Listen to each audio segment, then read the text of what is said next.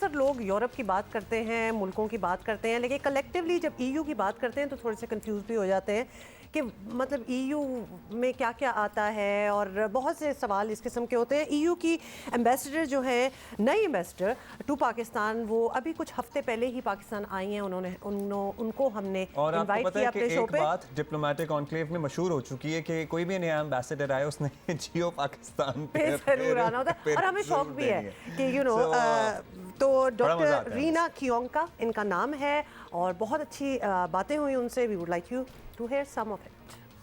Thank you very much, Madam Ambassador, and welcome to Pakistan, and thank you for joining us here on Geo Pakistan this morning. You are heading a very important mission. Please do tell us, how do you value the relation between Pakistan and EU, and is there room for improvement in this relationship? There's always room to strengthen relations, but the relations are good, they're strong. They're of a strategic nature. So Pakistan is a strategically interesting and important country for the European Union for any number of reasons, including trade, including climate, including regional stability. So I could go on, but I won't. Madam Ambassador, please help us understand, since EU is not just one country, it's an organization with its unique structure. How does this organization work on diplomatic front? Well, the EU got started many decades ago as a peace project. In fact, it was combining the coal and steel production and coal materials, so that Europe, the main two at the time European states, would never go to war again. This was in the aftermath, of course, of the Second World War. And since that time, the EU has expanded 7 times to 27 countries. So we're a supranational group of countries who share values, who share priorities, and we have a lot of items on the agenda that we work on together. Surely, part of what we do is retained by the member states. They themselves decide, but a whole bunch of policies are pooled so that the member states work together. And so what that means in diplomatic terms or political terms is that we often take positions as an EU and policies that we try to advance together, and also with our partners around the world, including Pakistan. Madam Ambassador, we understand this is your first time in Pakistan, and you've been here a few weeks. What have been your first impressions? Yes, indeed. We were speaking earlier that the day I arrived, it was 42 degrees here, so I felt very warmly welcomed. But so far, I've also seen my first part of the monsoon, so that's been interesting.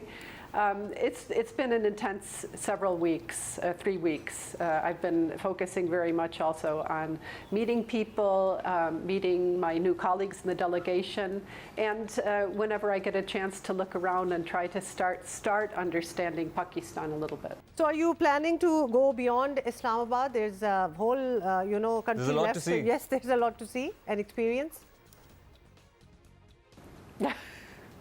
Sure. I mean, I've had 3 weekends here so far, and the first one I spent seeing Islamabad.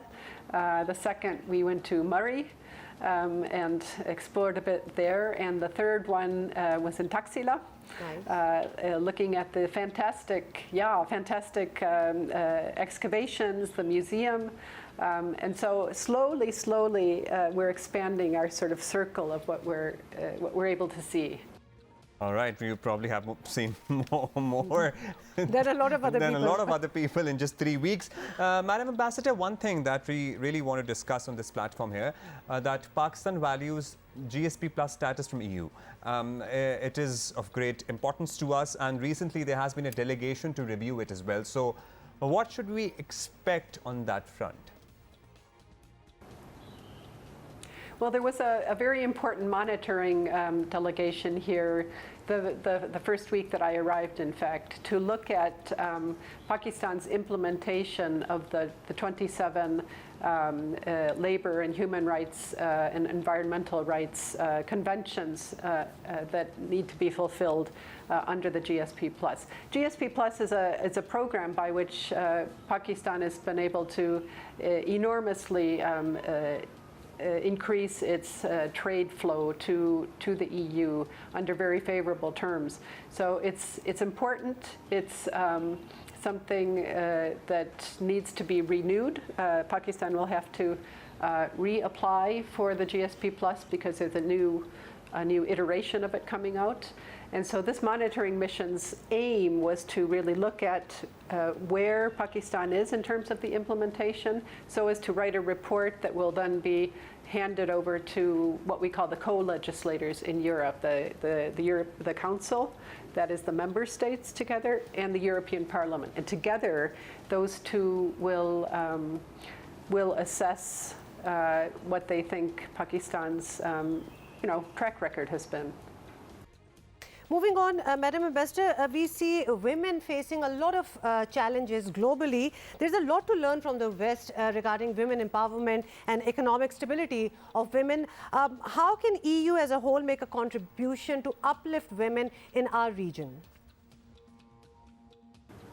Well, we have something that's called the Gender Action Plan that we've come out with last year, I believe, that has also an external component, and it's all about increasing opportunities for women, focusing on women empowerment. And leveling the playing field, if you will, in terms of employment opportunities, also political representation, that sort of thing. So it's one of our major priorities, in fact. And the reason is very simple. It's that time after time, empirical study after study have shown that a more diverse workforce produces a better product, if you will, and not just in business terms, but also in political terms. So it's necessary to have the whole gamut of the population represented in business, in politics, in education, whatever. Oh, I'm so glad that you brought this up, but another topic which is very close to our heart, and I have to ask you, Madam Ambassador, that although it's been 3 weeks that you're here, but what have you tried so far when it comes to our food, our cuisine? We ask everybody. Yes. Oh, what have I not tried? That's the more apt question. Yeah, no, I've been trying to eat quite a bit of Pakistani food, not quantity, but the range. I like anything with lentils. The grilled meats are absolutely fantastic, guys. Are the salads, but I could go on. I could go on.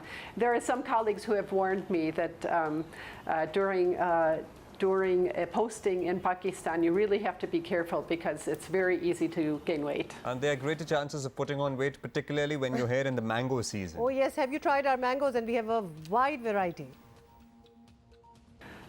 Well, I sent a tweet a couple of weeks ago asking what would be an appropriate number of mangoes to eat at one sitting, and I got a lot of feedback. Well, nobody's counting, so you can have as many mangoes as you would like.